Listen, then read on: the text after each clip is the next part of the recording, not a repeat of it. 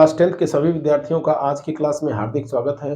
जैसा कि आप लोगों को पिछली वीडियो में हमने क्वाड्रेटिक इक्वेशन या द्विघात समीकरण के एक्सरसाइज 4.2 के क्वेश्चन नंबर 5 तक सॉल्व कर दिया था।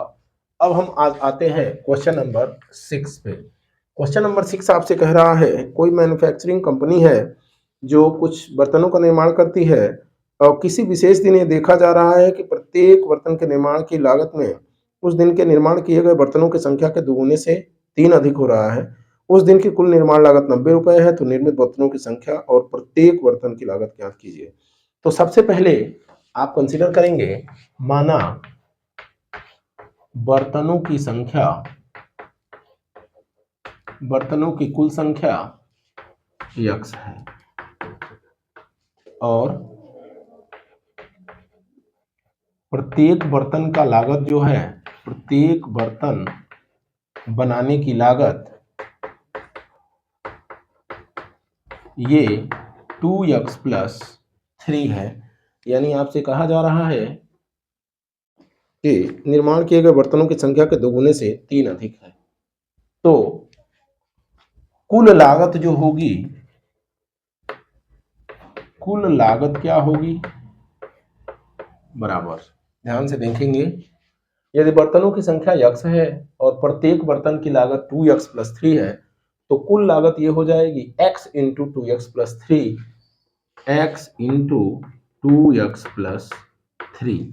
और यहाँ पे आपको एक दिन की कुल लागत ₹90 या 90 रुपए दिया हुआ है।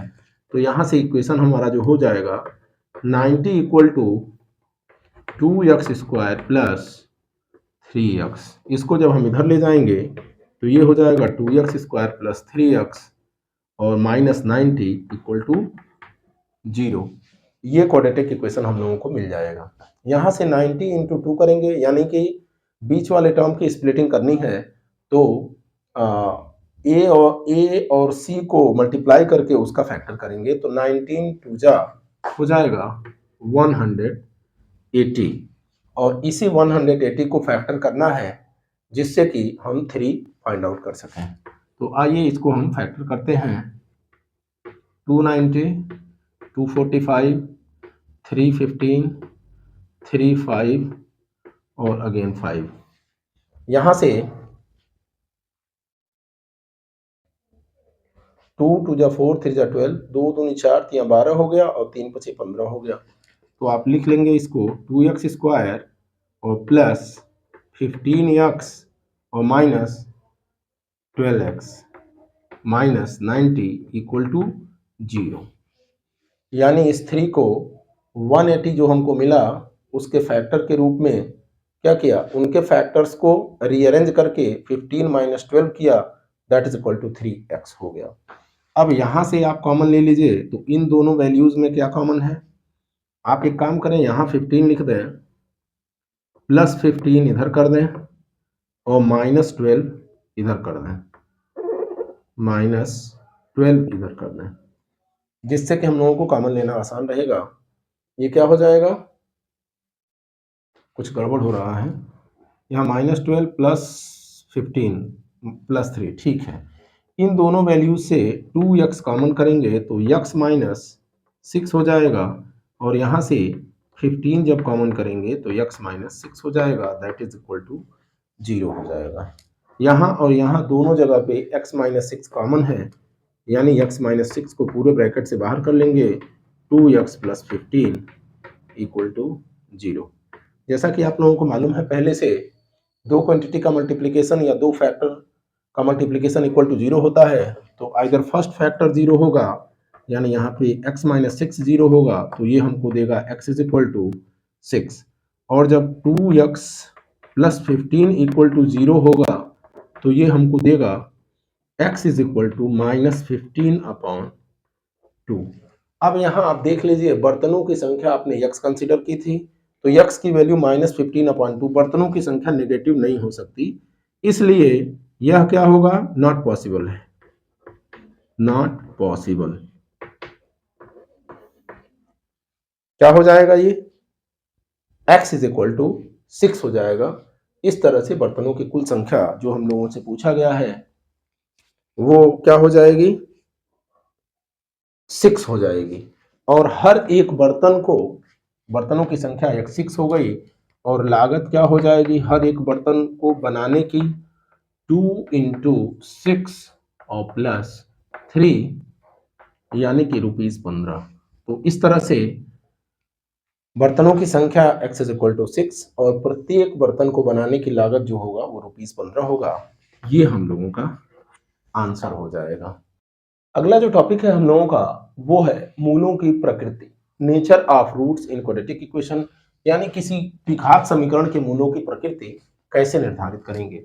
हमने कंसीडर किया ax square plus B X plus C equal to 0 कोई क्वाड्रेटिक इक्वेशन है या द्विघात समीकरण है। तो यहाँ से जो मूल हम लोग कैलकुलेट करते हैं x is equal to minus B plus minus under root B square minus 4ac upon 2a।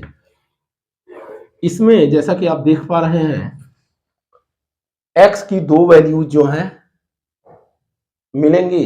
एक वैल्यू होगी minus B plus B square minus 4ac upon 2a और दूसरी वैल्यू जो होगी minus B minus under root B square minus 4ac upon 2a, यानी x की ये दोनों वैल्यूज हो जाएंगी। अब आप देखेंगे यहाँ पे जो अंडर रूट की क्वांटिटी है इस क्वांटिटी को यहाँ पे डिस्क्रिमिनेंट या विवितकर के नाम से जाना जाता है। डिस्क्रिमिनेंट या इसी को हिंदी में विवितकर कहते हैं। ये क्या होता है बी स्क्वायर माइनस 4ac। अब इसी की प्रकृति या नेचर पे x के जो भी रूट्स हैं वो क्या होते हैं डिपेंड होते हैं। अब आप देखेंगे यदि B square minus 4ac equal to 0 कर लें, इसकी जगह पे 0 रख दें तो जो इस क्वाड्रेटिक इक्वेशन के जो रूट्स मिलेंगे माइनस बी अपॉन 2a और माइनस बी अपॉन 2a, यानी कि मूल क्या हो जाएंगे वास्तविक और बराबर।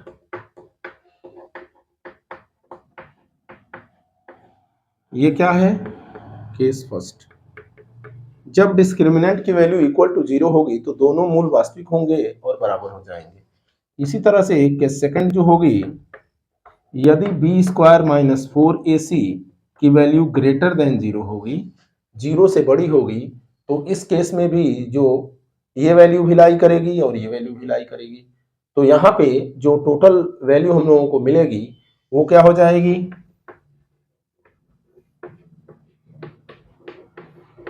मूल वास्तविक होंगे लेकिन अलग होंगे,